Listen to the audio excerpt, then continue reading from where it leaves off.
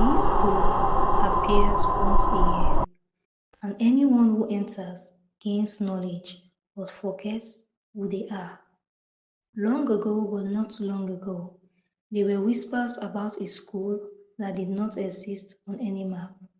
No one built it, no one owned it, and yet every year on the same night it appeared, only for a few hours, only for those who were chosen.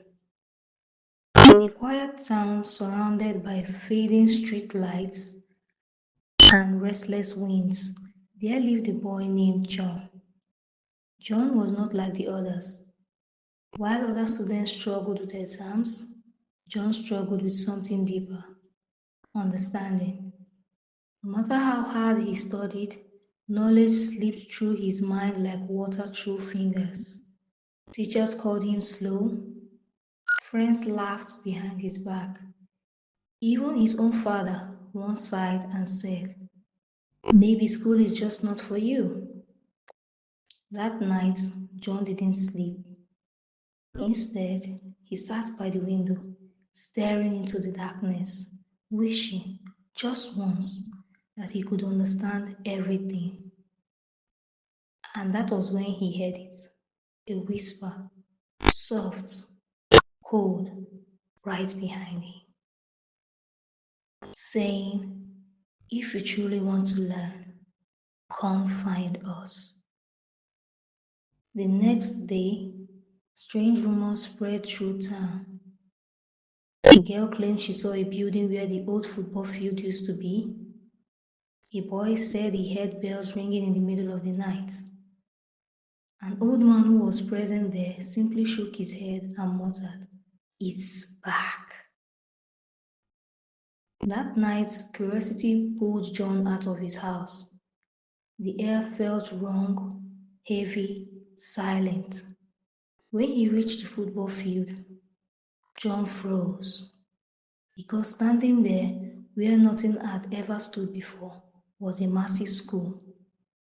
Tall gates, dark windows, and a sign above the entrance that read, "The School of Knowing." Students were already gathering. Some were excited, some were confused, and some were afraid. And then the gates creaked open on their own, and a voice echoed not from outside, but inside their minds. "Enter, and you shall gain knowledge beyond imagination. But when you leave, you may not leave as the same person."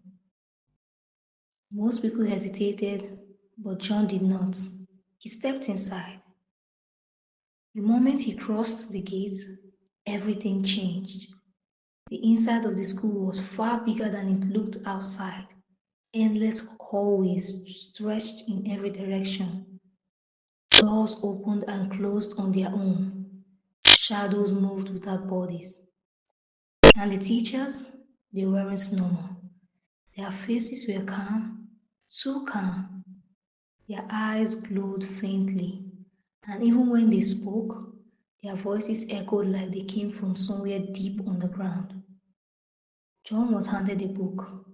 No title, no author, just blank pages.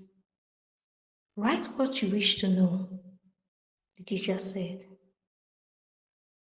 John hesitated for a bit, and then he slowly wrote, "I want to understand everything."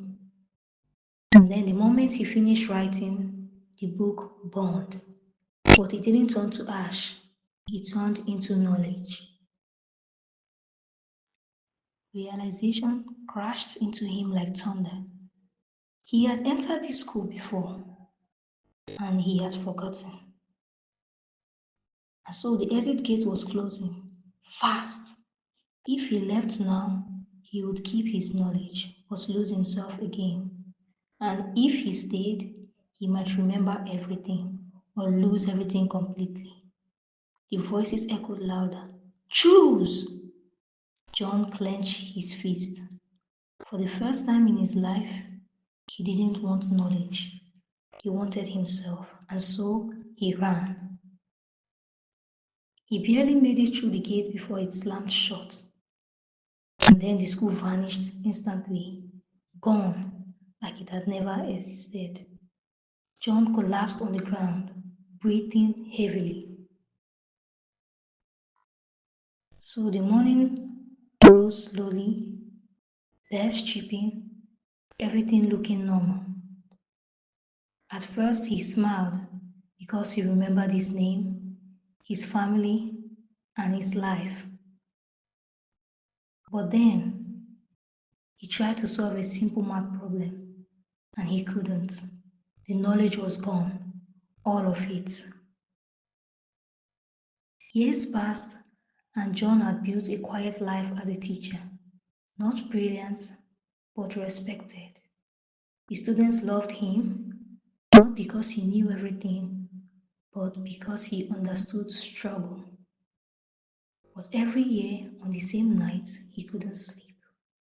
The air would grow heavy, the wind would stop, and somewhere deep in the silence, that whisper returned. Come back! For years he ignored it until one night it called his name. John woke up, but this time something was different. He remembered something new. Not fully, not clearly, but enough. A hallway, a door, and a room he had never entered.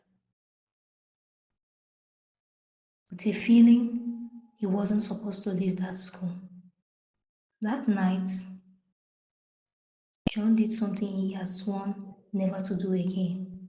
He got up, left his house, and walked back to the old football field. Suddenly, John could see things he had never seen before.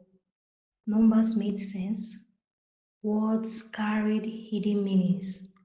The world itself felt clear. He could hear thoughts, understand languages he had never learned, and solve problems instantly.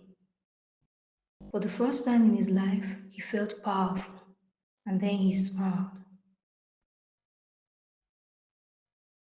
Then he heard crying. A boy sat at the corner of the hallway, shaking. John approached him. Why are you crying? The boy looked up, confused. I don't know who I am. John froze. What do you mean? I remember everything I've learned, but I don't remember my name, my family, anything, the boy responded. And then John noticed something worse. Other students were the same, brilliant but empty. John ran back to the teacher. What is happening to them? The teacher smiled. Knowledge must come from somewhere.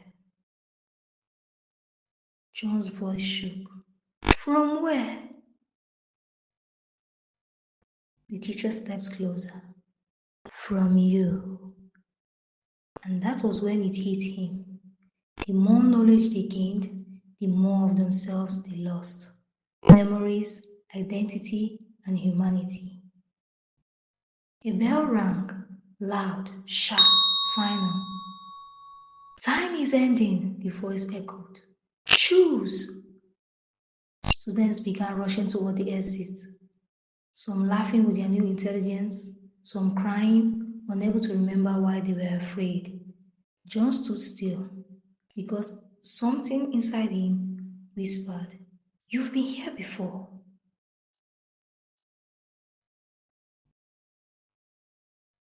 He turned and saw his name carved into a text, old, faded, but clear, saying John was here.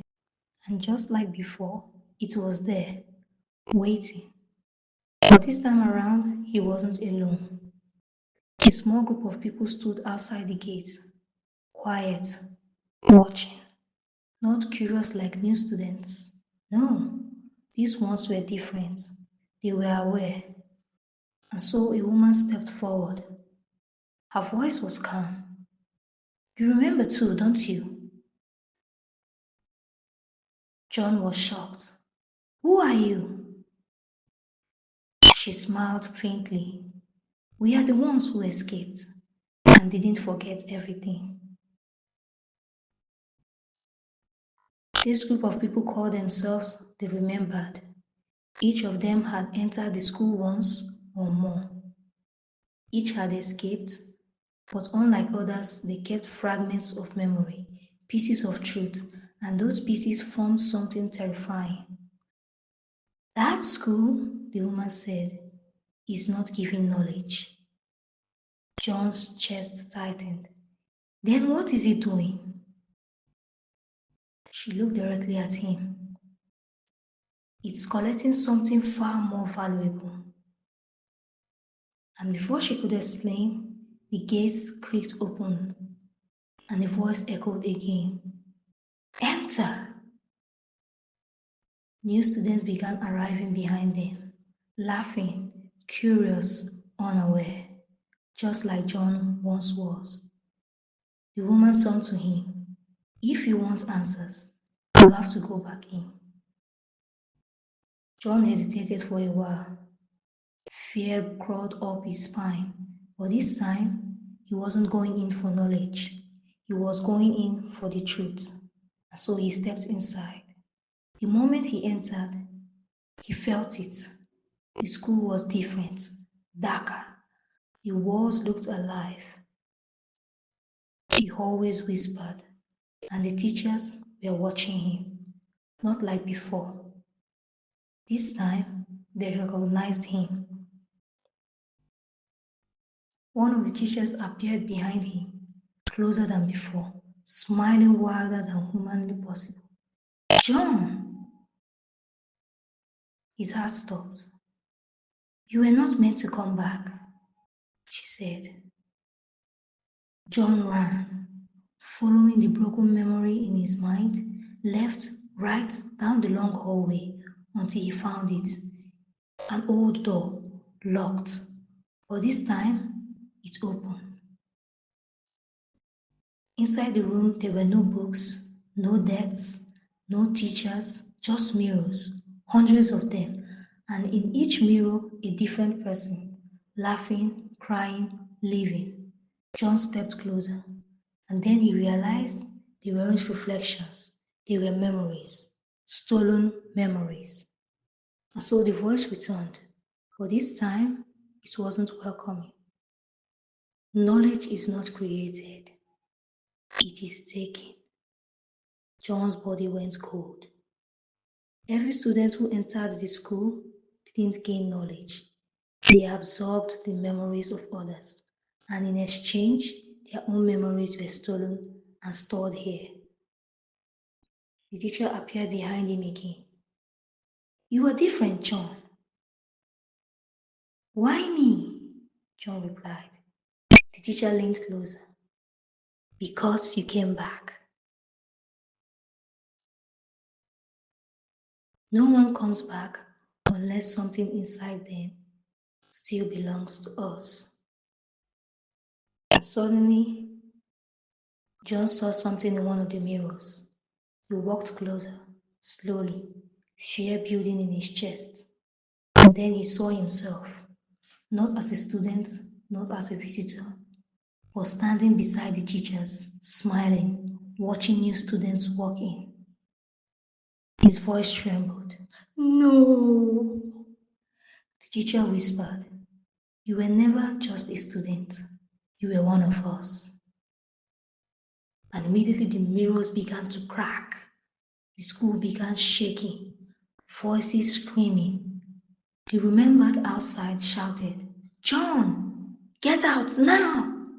But John didn't move because now he didn't know the truth anymore. Was he a victim or part of the school? The teacher extended a hand. Come back to where you belong. The gate began to close, fast, final.